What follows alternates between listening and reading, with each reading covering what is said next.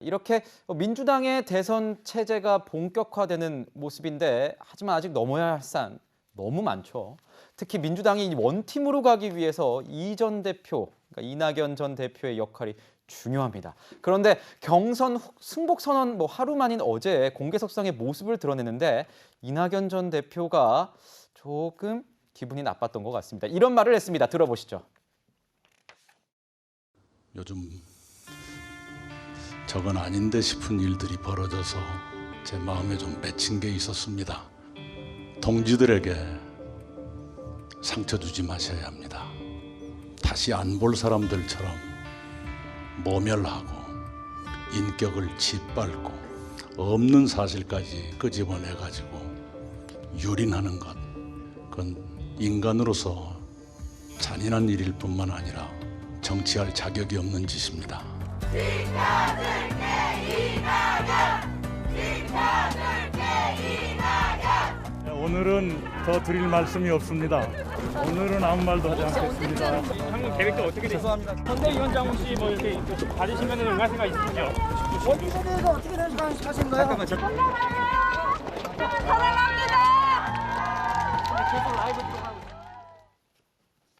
이낙연 대표의 워딩이 그동안 언행에 비해서 굉장히 날이 선 것 같습니다. 정치할 자격이 없는 것 같다 이런 얘기도 했고요. 선대위 합류를 묻는 질문에 특히 일절 답을 하지 않고 사라졌습니다.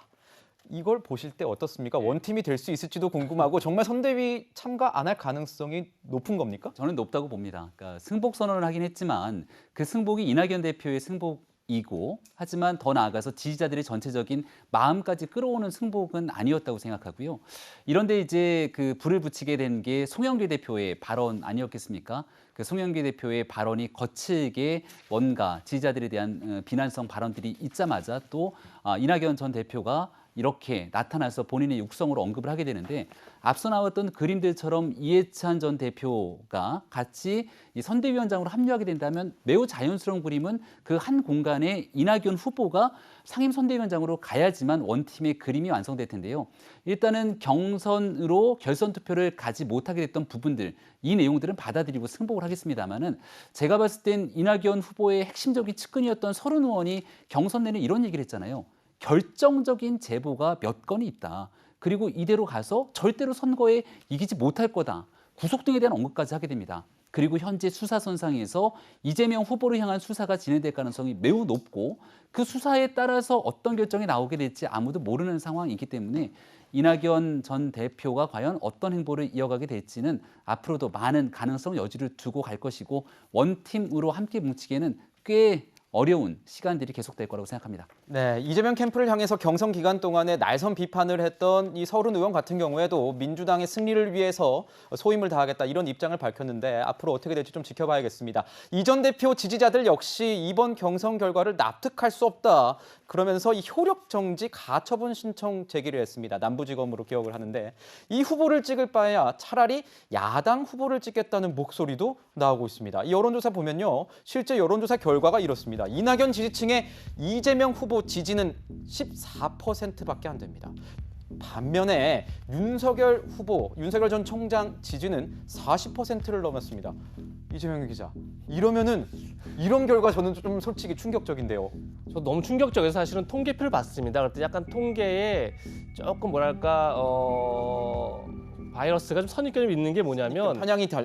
좀 있는 게 뭐냐면 저게 지금 이낙연 후보를 지지한 600명이 어디로 갔느냐 봤더니 저렇게 지금 조금 전에 본 것처럼 이재명 후보한테는 20% 안팎으로 가고 오히려 윤석열 후보나 홍준표 후보가 더 많이 갔다는 건데 이낙연 후보를 지지한 600명을 어떻게 추출했냐면 국민의 후보까지 포함돼서 다자해서 이낙연을 지지한 후보가 아니라 민주당 후보만을 놓고 이낙연 후보를 지지했던 600명입니다. 다시 얘기해서 국민의힘 지지자가 기본적으로 포함될 수 있는 구조 속에서 600명이 이제 어디로 가느냐 봤기 때문에 약간 정말 이낙연 후보 지지자의 40%가 윤석열 후보한테 갔다라고 보기는 좀 어려울 것 같은데 그럼에도 불구하고 중요한 건 뭐냐면 어쨌든 이재명 후보가 지금 민주당 지지층 특히나 이낙연 후보의 지지층으로부터 충분한 신뢰를 얻고 있지 못하다. 이건 틀림없는 사실인 것 같고 결국은 그래서 뭐 조금 전에 본 이낙연 후보의 뭐 승복 연설, 승복 연설 중요하지만 결국 이재명 후보가 얼마나 안정감과 신뢰감을 다시 회복하느냐가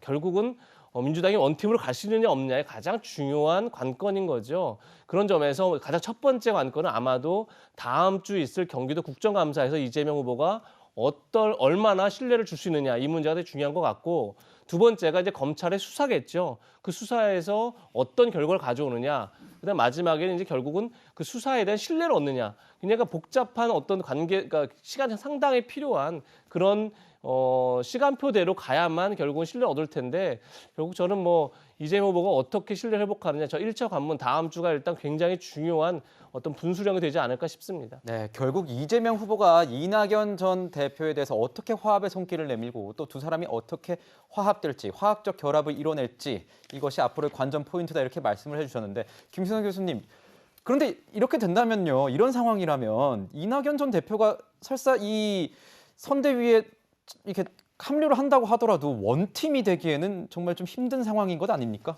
그렇죠. 이제 원팀 기조를 이어가려면 이제 이낙연 전 대표가 얼마나 적극적으로 자신을 지지했던 사람들을 설득하고 또 자신도 그 선대위 안에서 얼마나 열심히 이제 일을 하느냐, 이런 거에 달려 있는데, 사실 이낙연 전 대표가 SNS에 글을 올리면서는 이 결과를 수용하고 원팀 기조를 강조를 했습니다만, 뭐 캠프 해단식이나 이런 데서 이제 얘기하는 것들을 들어보면 굉장히 모호하게 얘기를 하거든요. 뭐 처음으로 이정표 없는 길을 가게 됐다, 이런 얘기를 하는데, 사실 만약에 이재명 지사를 내가 적극적으로 도와서 정말 민주당의 승리를 이끌어내겠다라고 한다면 이정표가 없지 않죠. 이정표가 없다는 것은 지금 이재명 지사를 지지하고 그를 돕는다기보다는 자기의 어떤 독자적인 앞으로의 행보를 좀 모색하겠다, 이렇게 이제 들릴 소지가 충분히 있는 발언 같아요. 그래서 아마도 제 생각에는 이제 이 대장동 의혹과 관련해서 지금 검찰 수사를 좀 지켜볼 것 같아요, 이낙연 전 대표가. 그래서 정말로 뭐 이재명 지사가 전혀 뭐 무혐의고 전혀 상관이 없다라고 나온다면 좀 적극적으로 나설 수도 있지만,